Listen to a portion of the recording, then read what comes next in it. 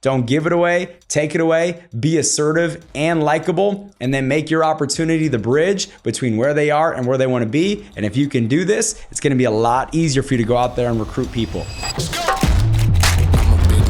Hey, how's it going, everyone? My name is Matthew Welsh, and welcome to the Leaders Only podcast, where we talk about business, leadership, mindset, and it's pretty much anything revolved around building an incredible life. You know, the reason that I started this podcast is because I felt like on the way to where we're at now, there wasn't really a place to go learn tangible skill sets, leadership qualities, and mindset strategies that you can learn today, apply today, and get immediate results. And so the goal of this podcast is to teach you the things that you need to actually win, to actually change your life, and to actually grow your business and grow your team if you're someone that's in a leadership role. And so if you can do me a favor, if you ever get something out of our message, if you ever get something out of the content, if you can like, share, subscribe, just tell people about it. We put out all this information for free. And so all we ask is that you share it with a friend if you get something out of it. So with that being said, thank you guys so much, and let's tune in. Let's go. I'm a big mood. You can't name a lot of things that I didn't. Today, I'm going to be giving you recruiting strategies and tips when it comes to how to grow and scale your recruiting business. Whether you're in the financial services industry, the insurance business, real estate, solar, multi-level marketing, you name it. If you are in a business where you are constantly looking to add salespeople to your organization, there are a couple of tips that I want to go over with you today that's going to help you scale and help you scale faster. And it's also going to help you understand the human nature behind trying to get someone to move forward with you. And so a couple of things that I want to mention prior to actually getting into the tips. You know, the first thing I want to mention is that Forbes released an article not too long ago, and it said that more than 87% of Americans would switch careers in a heartbeat if they found something better. And so if somebody is willing to take the time, the energy out of their day to come and sit down with you, and they do not move forward with you, and you want them to, then that means that you convince them not to move forward. Let me say that again, because that's a harsh reality. But if more than 87% of Americans would switch careers in a heartbeat, not maybe, but in a heartbeat, if they found something better and someone sits down with you, they took time out of their day, they spent an hour with you or 30 minutes with you, whatever it might be, and they sat down with you and they don't move forward, it's because you convinced them that what you were offering is not better than what they currently have. And so we have to look ourselves in the mirror, we got to self-reflect, and we got to realize that if I'm having a hard time attracting great people into my business, or if I'm having a hard time recruiting people into my business, then there's probably something that I'm doing wrong. There's probably something that I'm saying wrong, and there's probably something that I'm coming across as that's not serving and helping me when it comes to adding great people into my organization. So I just think that's so important for you to understand. Look yourself in the mirror, right? Do a full audit. I know that's hard, but they say if you want to go from good to great, step number one is being brutally honest with yourself. And so that's step number one. You got to be brutally honest with yourself and figure out, is it the prospects or is it me? And 99% of the time, it's you. And so we got to get better and we got to improve. So I want to go over some things that's going to help you get better and help you improve. And so the first thing that I want to go over with you is number one, which is don't give it away. Take it away. People want what they cannot have. People want what they cannot have. And so if you are coming across as desperate and you have desperation breath, people are going to run away from you because what's going through their mind is that if this is so good, why are you trying to convince me? If this is so incredible, why do you need people? Why do you need me? Why are you trying to convince me to get involved with your firm? If it's that good, why are you convincing me? And so there's got to be this level of posture of, I don't need you. Right? I don't need you. I think you could be great, but whether or not you move forward or not, we're going to be just fine and we're going to do incredible. So you want to say things like, hey, listen, I'm not sure if you would even qualify to work with us. Or, I don't know if you're the type of person that we're looking for. Or if we decided to move forward with someone like you, can you commit to X, Y, and Z? Or if I'm going to allow you to move forward with us, can you commit to X, Y, and Z? You always want it to be in a manner of I'm taking it off the table versus giving it away. Think about it like this, okay? What's more valuable, water or diamonds?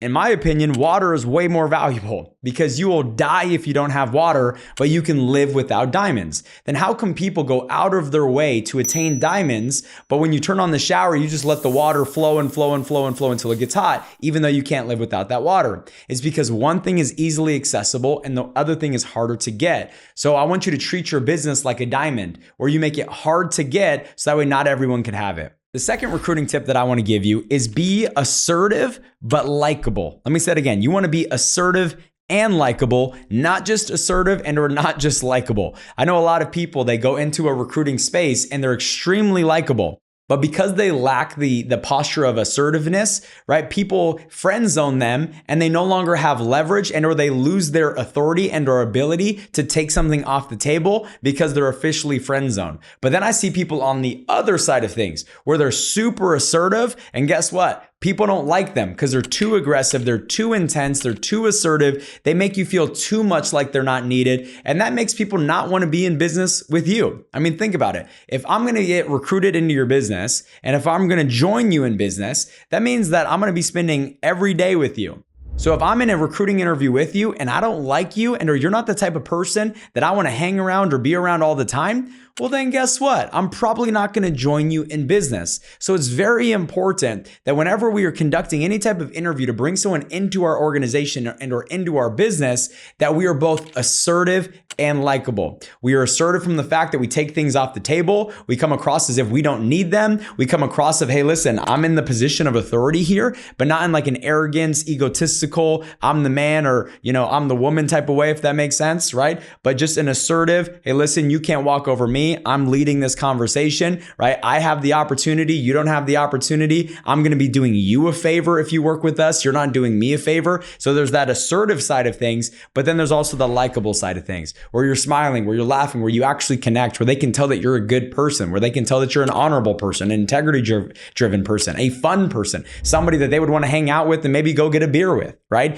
That's how you want to come across from a fun perspective, but you have to have the assertive side as well. And so if you come across as assertive and likable, it's going to make it a lot easier to help people move forward. And then the last tip that I want to give you, which is number 3, is find out what people want and then make your opportunity to the bridge between where they are and them accomplishing what they want. So maybe you're sitting down with somebody and you say, hey, listen, what are some of the goals and dreams that you have for your life? If you were financially free, what would you want your life to look like? And they look at me and they go, Matt, well, I would love to be able to take care of my mom. Okay, incredible. Just curious, what would you need to earn on a monthly basis in order to take care of your mom the way that you want to take care of her?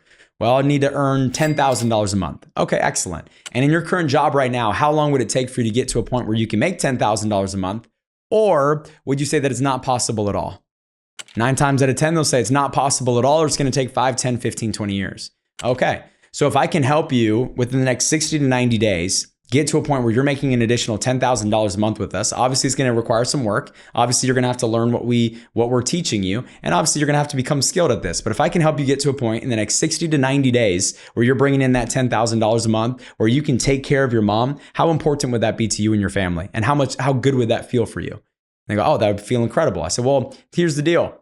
I can help you do that, no problem.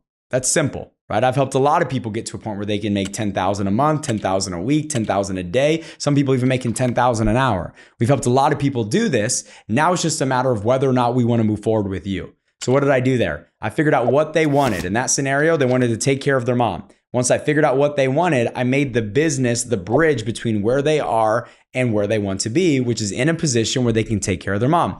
And it can be more than that. It could be they want to buy a house, or they want to travel the world, or they want to put their kids in private schools, or maybe they want to donate to the church, whatever it might be. Identify what people's goals are, identify what people's dreams are, and then link your business to how they will go about getting it. And then you also have to make sure that after you link the business, or before they link the business, you have to make sure that they understand that where they are currently at cannot provide that dream.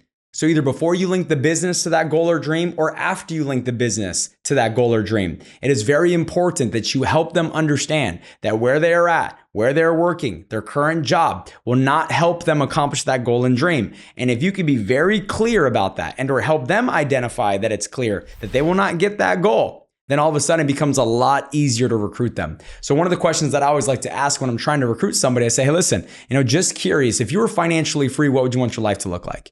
Say, I would want to have X, Y, and Z. Okay, excellent. And what do you think you need to earn annually to accomplish X, Y, and Z? $250,000 a year. Okay, excellent. And in your current job right now, how long would it take for you to get to a point where you can earn $250,000 a year, or is it not possible at all? And guess what they say? It's not possible at all. So what that does is it helps them identify and understand that where I'm at is never going to allow me to get to my goals and dreams. And once they understand that, it becomes a lot easier to recruit them into your business as long as your business can deliver on that goal and dream, which if you're in a business like mine, I know for a fact it can, and hopefully your business can as well. But if we can identify what people want and then make your business the bridge on how they're going to get it, all of a sudden it becomes a lot easier to recruit them. So hopefully today helped. Hopefully you got a lot out of it. Just remember, don't give it away, take it away, be assertive and likable, and then make your opportunity the bridge between where they are and where they want to be. And if you can do this, it's going to be a lot easier for you to go out there and recruit people. Because just remember, if someone doesn't move forward, it's not because they're not looking for an opportunity. They wouldn't have sat down with you if they weren't looking for another opportunity. They don't move forward because you convinced them not to. So we have to get better. So if you got something out of today's content, if you can do me a favor, if you can like, share, subscribe, tell a friend about it, tell the world about it. Obviously we put out all this information for free. All we ask is that if you ever learn something, you tell a friend. Thank you guys so much, and we'll see you guys next week on the Leaders Only podcast.